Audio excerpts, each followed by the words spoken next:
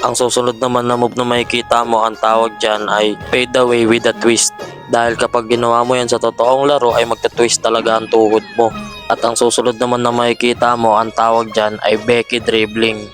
Dahil sure akong kapag ginawa mo yan ay masasabihan kang bading. Ako nga pala si Ralph. Tamad ako at walang pangarap sa buhay. Pero gusto kong yumaman ng walang ginagawa. Kaya tara, turuan kita maging tamad. Ngayong araw nga pala ay magbabasketball ako kasama ng mga kaibigan ko. Dahil isa nga akong dakilang tamad, ito lang ang ginagawa ko sa buhay. Pero bago ang lahat ng yan, susunduin ko muna ang asawa ko para payagan ako magbasketball. Mahirap na masabihan na tamad na nga ako, di pa ako marunong magpaalam.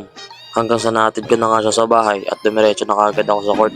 Dati nga pala ang varsity ng Jackstone, kaya manglalambot sa akin itong mga kalabang ko. Ako nga pala ang susunod na lalaro, kaya dali-dali na ako nagbihis. Sinuot ko na kagad yung medyas kung 3 buwan ko nang di nalalaban. At sinuot ko na kagad yung sapatos na bili sa akin ng asawa ko. Binibili niya yung mga gusto ko kahit hindi ko hingiin. Hanggang sa natapos na nga kami maglaro.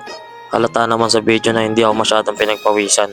Dahil kahit sa basketball ay pabigat lang din ako. Hindi naman kasi ako pasikat. Hindi ko kailangan umiscore ng marami. Ang gusto ko lang magpapawis. Hindi ko na na-videoan yung laro namin dahil wala naman akong tagahawak ng camera. Kaya ipapakita ko na lang sa inyo yung mga ginawa ko sa court. Ang tawag nga pala sa moves na to ay crossover. Kapag ginawa mo yan sa totoong laro ay sasampalin ka ng coach mo. Ang susunod naman na move na makikita mo, ang tawag dyan ay fade away with a twist. Dahil kapag ginawa mo yan sa totoong laro ay magta-twist talaga ang tuhod mo.